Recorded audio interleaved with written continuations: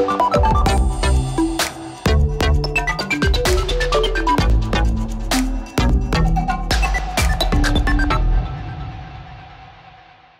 à toutes et à tous, je suis très heureuse de vous retrouver pour cette nouvelle édition de Business Africa. Cette semaine, dans votre magazine de l'économie et de l'entreprise, nous nous tournons vers les solutions qu'offre la technologie aux problèmes de la vie quotidienne. Et tout de suite, voici les titres.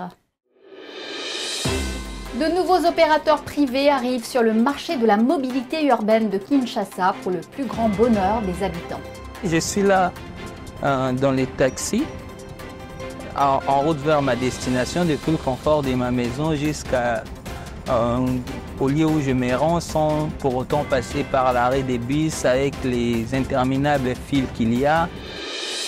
Stop à la pénurie des pièces de monnaie. Au Cameroun, l'application Kori permet de récupérer son change sur son téléphone. Grâce à l'application Kori, vous pouvez récupérer votre argent non plus de manière physique, mais de manière digitale. Donc votre argent vous est rendu sur l'application dans un petit porte-monnaie digital. Et donc cette monnaie-là peut être réutilisée dans le magasin qui vous l'a déboursée. Au Gabon, une entrepreneuse se bat pour atteindre la meilleure qualité possible dans la fabrication de chocolat à partir de ressources locales. C'est des chocolats de notre plantation, donc on les réserve sur ces tablettes dites de plantation, qui permettent de bien identifier la source du cacao. En République démocratique du Congo, Kinshasa, mégalopole de 17 millions d'habitants, fait face à un problème aigu de transport et d'embouteillage. Entre les bus bondés aux heures de pointe et l'attente interminable aux arrêts, certains préfèrent marcher. Pour pallier le problème, des sociétés privées comme Carnaio, Majabou, Yango se lancent sur le marché de la mobilité urbaine avec un nombre important de taxis. Notre correspondant Daniel Michombero nous en dit plus. Regardez. L'emblématique rond-point Willery dans la ville de Kinshasa. Trouver une place à bord d'un taxi-bis est une galère quotidienne. Se déplacer est un défi pour les millions d'habitants des 24 communes de la troisième plus grande ville d'Afrique. L'entrée dans un bis ici est une bataille et décrocher une place à l'intérieur en est une autre. Rita Badobouyi, une habitante de Kinshasa, attend les taxis depuis plus d'1h30. Elle a un rendez-vous important, mais elle n'espère plus arriver dans les temps, faute des moyens de transport. Lorsqu'il y a des lendemains, vous pouvez rester là pendant 2 heures, voire presque 3 heures.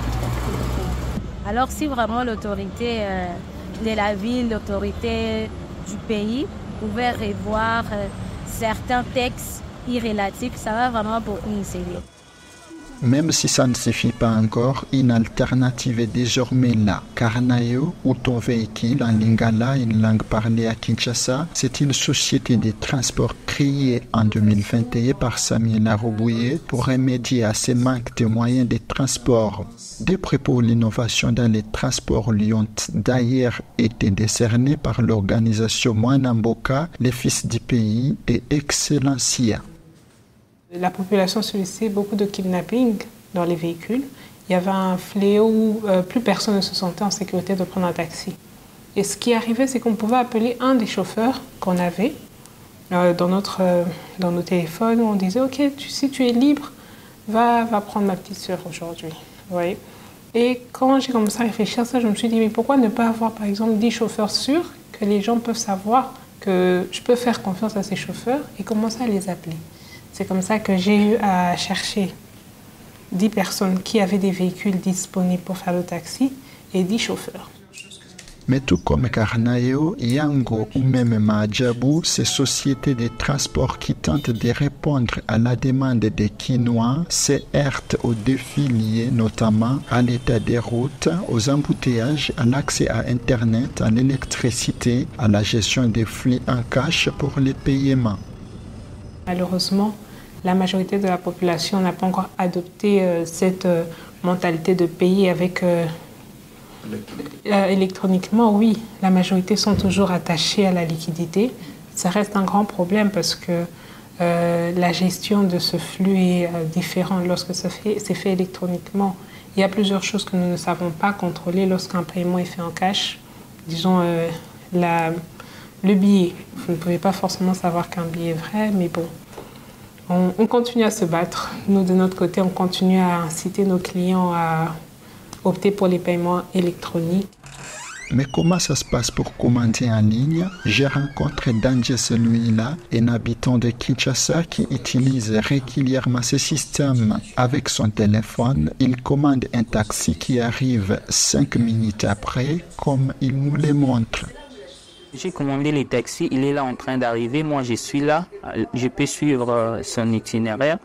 Et dès qu'il arrive, il va rappeler pour dire qu'il est arrivé et je pourrai sortir, prendre mon taxi depuis la maison jusqu'au lieu où je suis en train de me rendre. Je suis là dans les taxis, en route vers ma destination, depuis le confort de ma maison jusqu'au lieu où je me rends, sans pour autant passer par l'arrêt des bus avec les interminables files qu'il y a et surtout la précipitation, puisqu'il faut dire qu'à Kinshasa, les arrêts des bus ne sont pas régulés et chacun a besoin des biceps pour attraper un bus.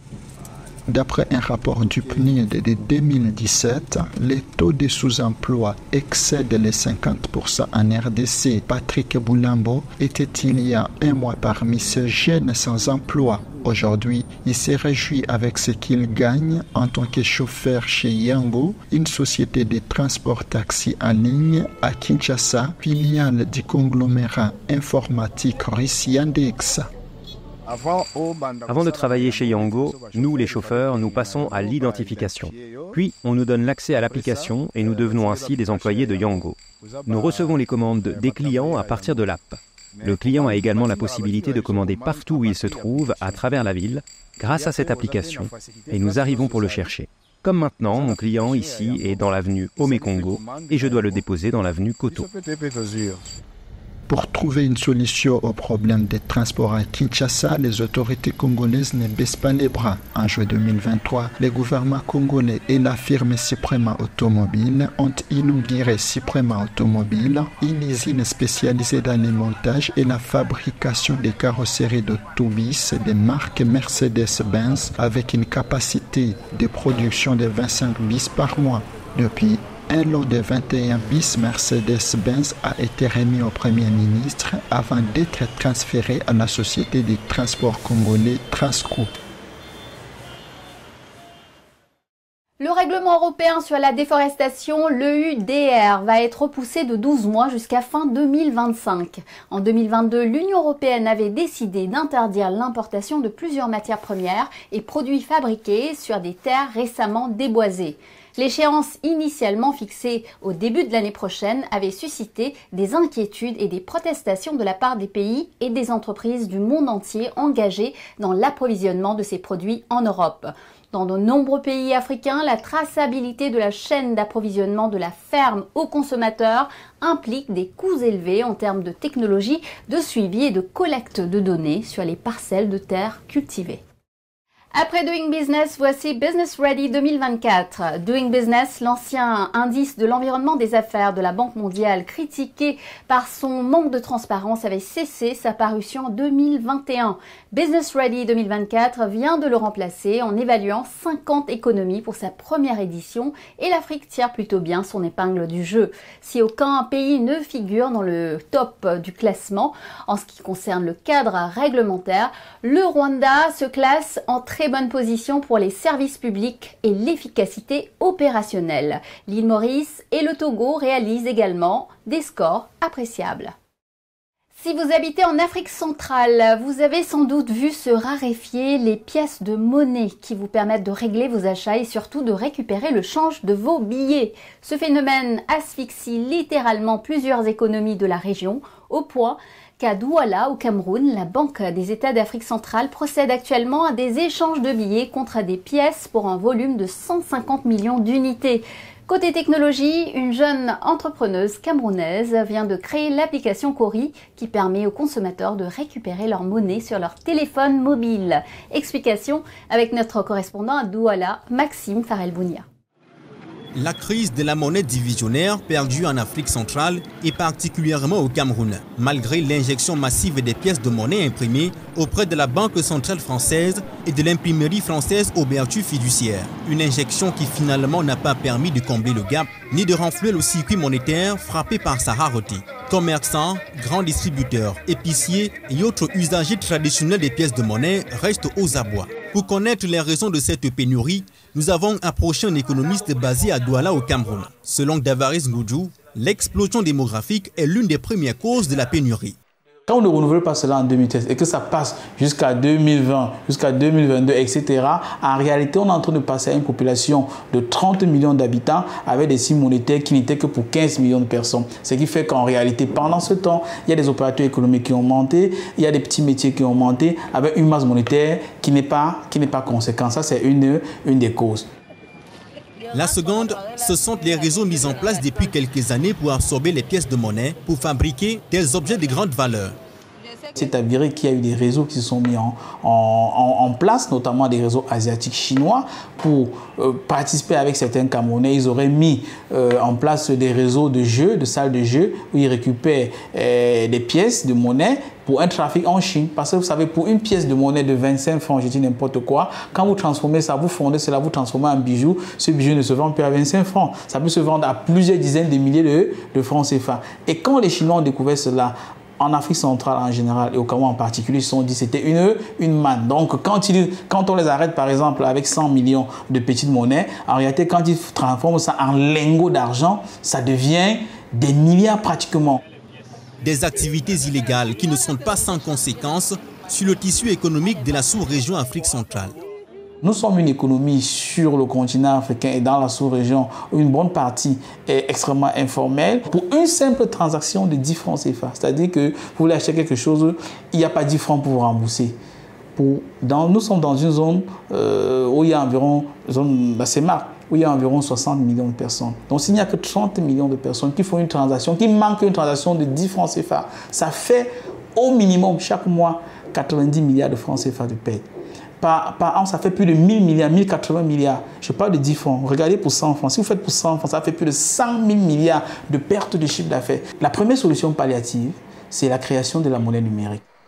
La création de la monnaie numérique, une solution concrétisée par une entrepreneur camerounaise avec son application Kori. Fondée en 2022 par Magali Gosanga, l'application Kori permet aux utilisateurs de créer des cartes de fidélité digitale sur lesquelles les commerçants partenaires de la start-up peuvent leur verser des cashbacks et éventuellement leur reliquat.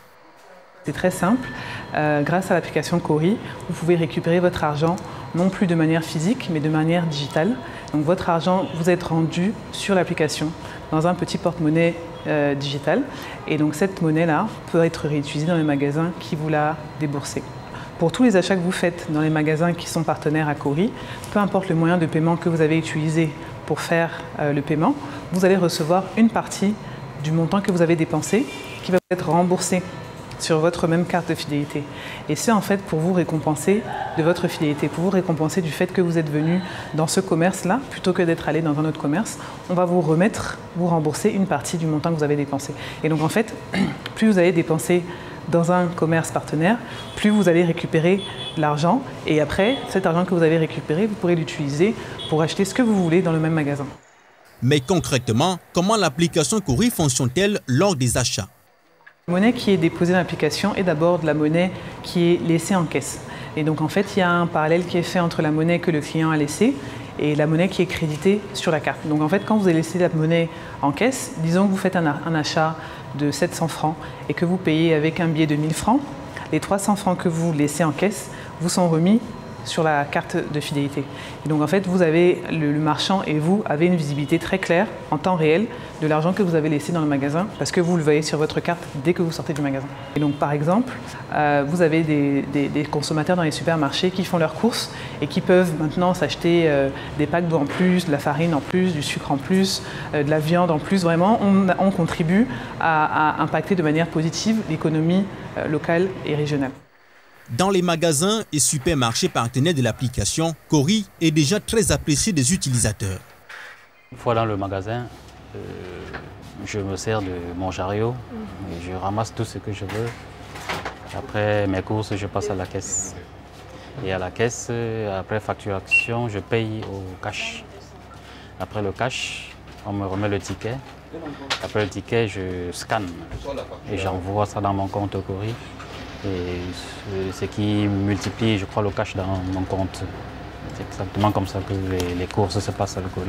Avec son application, Cori a déjà remboursé aux utilisateurs plus de 7 millions de francs CFA en monnaie numérique lors des achats dans les supermarchés partenaires en Afrique francophone. Les économistes, à l'instar de Damaris Goudjou qui approuve ce produit, suggèrent aussi une autre solution pour pallier à la pénurie des pièces, celle de la fabrication des coupures de billets de plus petite dénomination, notamment 50 et 100 francs, afin de décourager les réseaux de trafic des pièces de monnaie.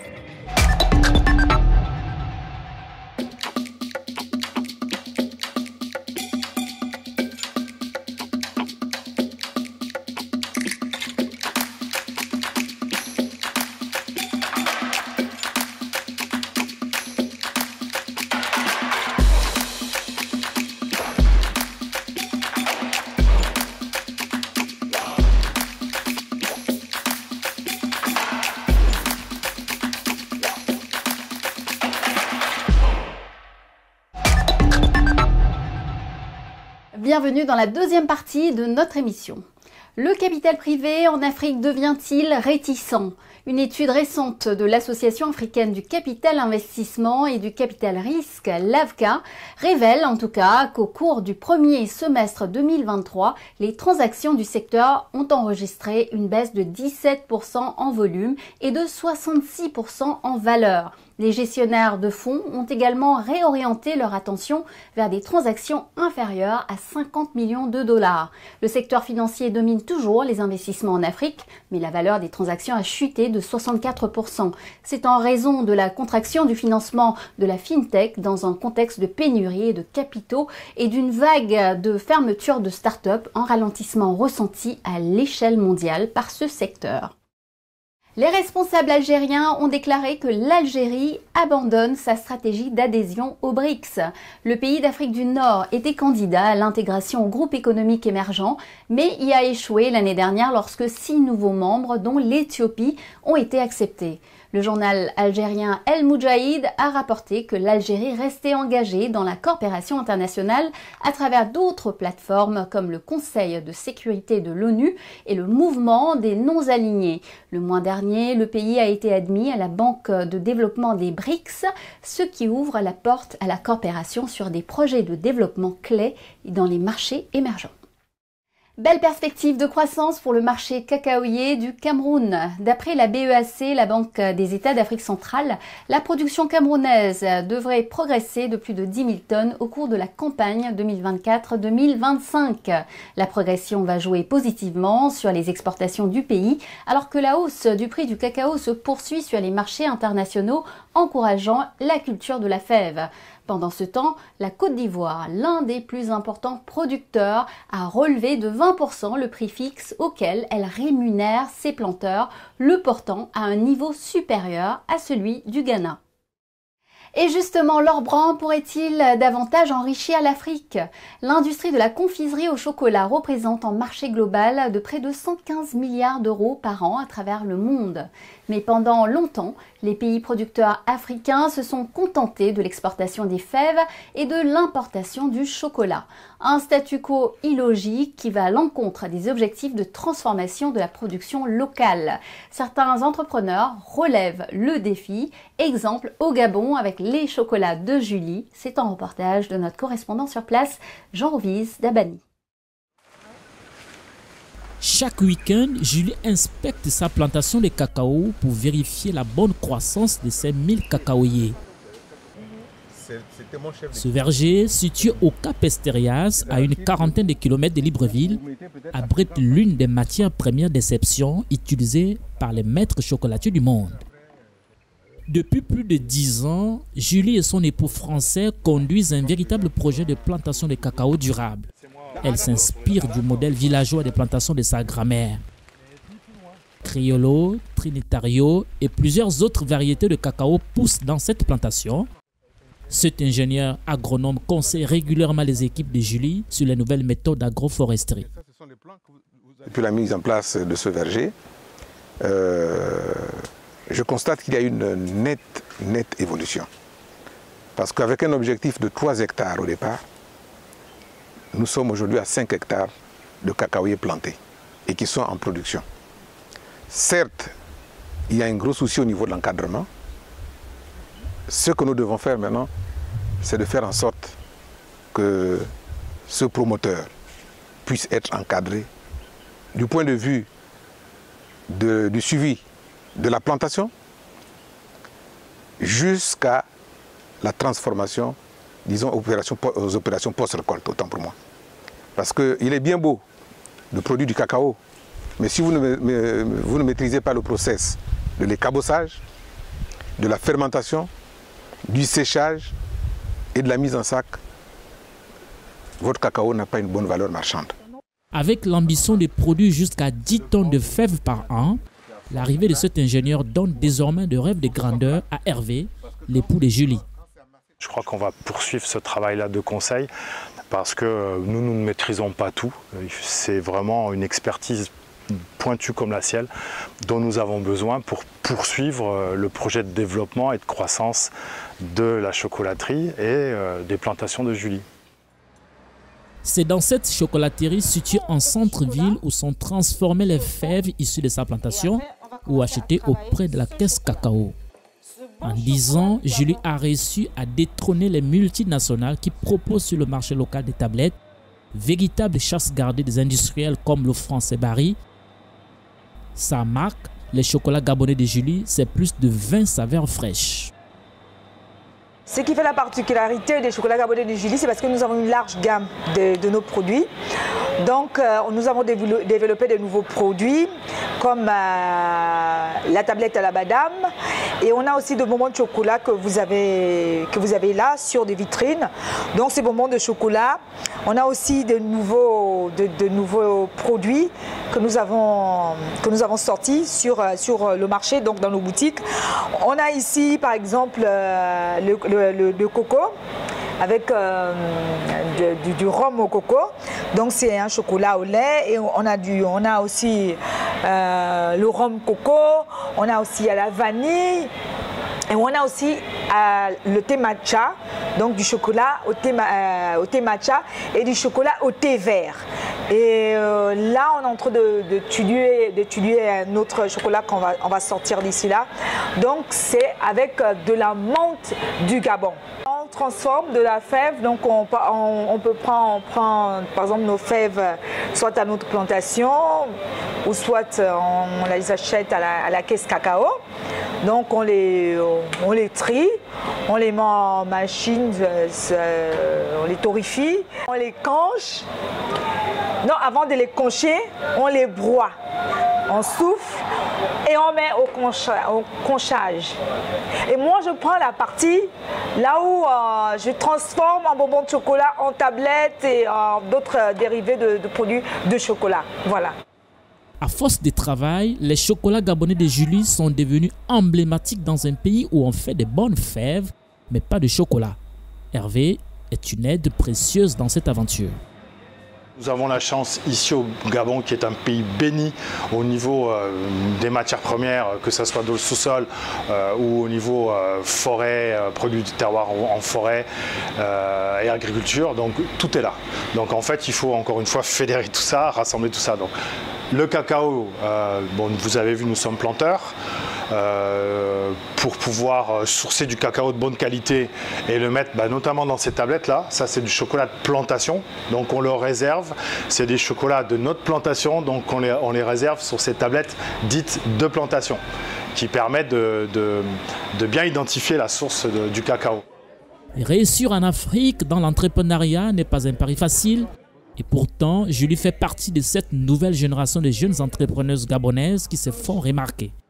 Ce jour-là, elle est invitée par l'ambassade des États-Unis au Gabon pour parler de son modèle de réussite devant des jeunes entrepreneurs. Les chocolats de Julie m'inspirent énormément parce que au départ, je me suis posé la question de savoir comment est-ce qu'elle a fait pour arriver à ce stade-là. Et en nous parlant d'elle, j'ai compris qu'on peut partir de rien, juste en allant d'une idée. Et au fur et à mesure que l'on développe cette idée, rencontrer des personnes et avoir des opportunités qui peuvent nous pousser justement à nous lancer. Aujourd'hui, Julie est considérée dans son pays comme une véritable pionnière dans le secteur de la transformation artisanale du chocolat. Son savoir-faire a déjà été récompensé sur la scène internationale. En 2015, la chocolatière s'était vue décerner en Italie Hero Chocolate Awards, une distinction attribuée chaque année aux chocolatiers du monde. Avant la Covid-19, le couple très complémentaire comptait 5 boutiques dans la capitale Libreville. Il en reste 2, avec un chiffre d'affaires qui oscille entre 200 et 300 millions de francs CFA par an. Le duo prépare une levée de fonds pour la construction d'une usine de transformation de l'or brun et aussi ouvrir très prochainement des enseignes à Paris et à Washington.